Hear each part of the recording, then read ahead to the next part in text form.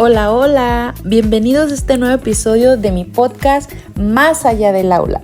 Yo soy la maestra Yamilet González y hoy vamos a hablar de un tema que honestamente me parece fascinante, el enfoque humanista.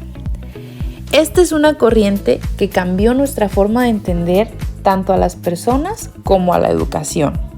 Voy a contarles los conceptos más importantes, un poco de su historia y quiénes fueron las mentes brillantes detrás de todo esto.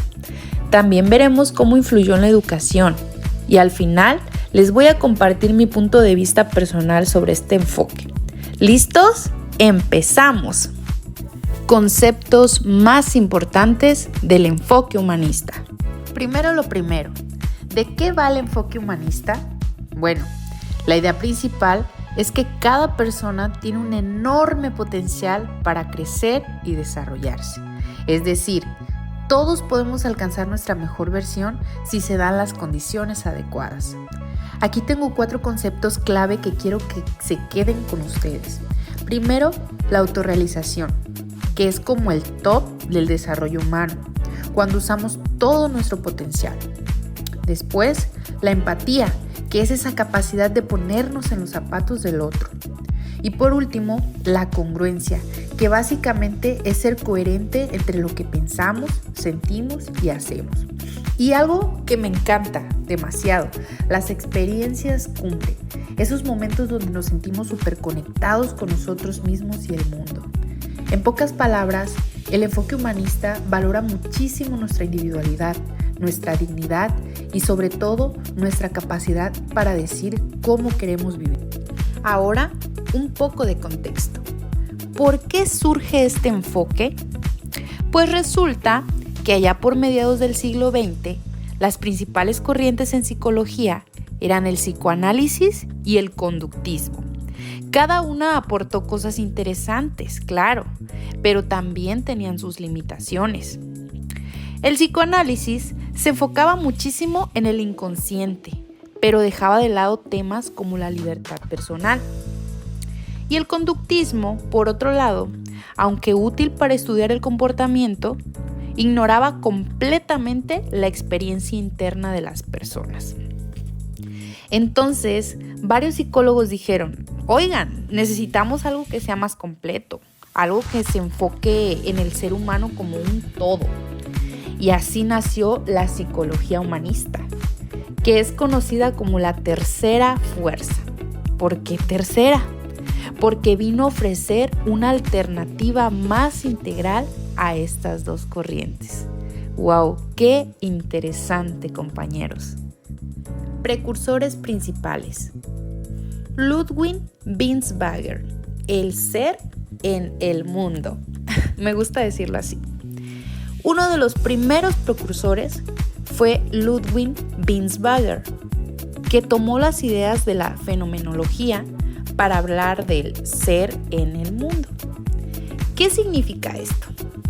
Que nuestras experiencias no pueden separarse de nuestro entorno y las relaciones que tenemos con él. Él decía que muchas veces nuestros principales problemas vienen de desconectarnos de nuestra autenticidad, de quien realmente somos. Vean qué interesante esta forma de pensar. A veces tratamos de actuar como realmente no somos.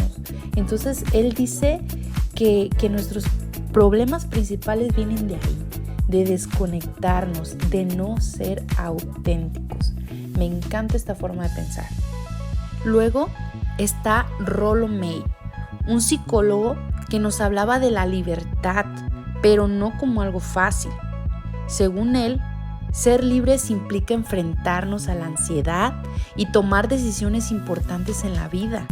Pero también decía que si vivimos de forma auténtica y con propósito, podemos superar estos desafíos y encontrar un sentido profundo en nuestra existencia. Me encanta. Necesito un psicólogo como Rollo May. Y claro, no podemos hablar del enfoque humanista sin mencionar a Abraham Maslow, famoso por su pirámide de necesidades. Maslow decía que todos tenemos necesidades básicas, como comida y seguridad, y que una vez que las cubrimos podemos enfocarnos en metas más altas, como la autorrealización. Me encanta cómo describe el crecimiento personal como un proceso continuo, lleno de significado. Simplemente me encanta. Y por último, Carl Rogers, que fue revolucionario en el campo de la terapia. Rogers creía que las personas tienen una tendencia natural hacia el crecimiento, pero que necesitan un entorno adecuado para lograrlo. Su método, la terapia centrada en el cliente. Y esta se basa en 3 pilares. 1, la empatía, para entender al otro sin juzgarlo. 2, la aceptación incondicional, para que la persona se sienta segura de expresarse. Y 3, la congruencia, porque el terapeuta debe ser auténtico en su relación con el cliente. Me llama la atención cómo llama cliente y no paciente. Es algo que no me había tocado escuchar. Lo interesante aquí es que Rogers no veía al terapeuta como un experto, sino como alguien que acompaña al cliente en su proceso de autodescubrimiento. ¿No les parece increíble? A mí sí. Y hablando de educación, el enfoque humanista también dejó huella. Aquí les dejo algunos puntos clave. Primero, cambió el foco de la enseñanza al aprendizaje centrado en el estudiante. Cada persona tiene su propio ritmo y necesidades, y eso hay que respetarlo. Estoy totalmente de acuerdo con esto y me encanta. Segundo, promueve la autonomía. En vez de darles todo bien hecho, les damos herramientas para que sean ellos quienes construyan su aprendizaje. Tercero, le da mucho peso a las emociones. Aprendemos mejor cuando nos sentimos valorados y seguros. Todos estamos de acuerdo con eso, ¿verdad? Y por último, fomenta un ambiente positivo. Porque para crecer necesitamos un espacio donde podamos ser nosotros mismos sin miedo a ser juzgados. Fíjense que como maestra esto me parece súper importante. No solo se trata de que aprendan datos, sino que desarrollen esas habilidades para la vida. En mi opinión personal, como maestra, he visto cómo todos los principios del enfoque humanista pueden cambiar la dinámica en el aula. Cosas tan simples como mostrar empatía, darles autonomía en sus proyectos o crear un ambiente positivo realmente marcan la diferencia. Al final, creo que este enfoque nos invita a pensar más allá de los resultados académicos y enfocarnos en lo que realmente importa, formar personas plenas, auténticas y conscientes de su potencial. Hasta aquí mi episodio de hoy. Espero que este recorrido por el enfoque humanista les haya inspirado tanto como a mí.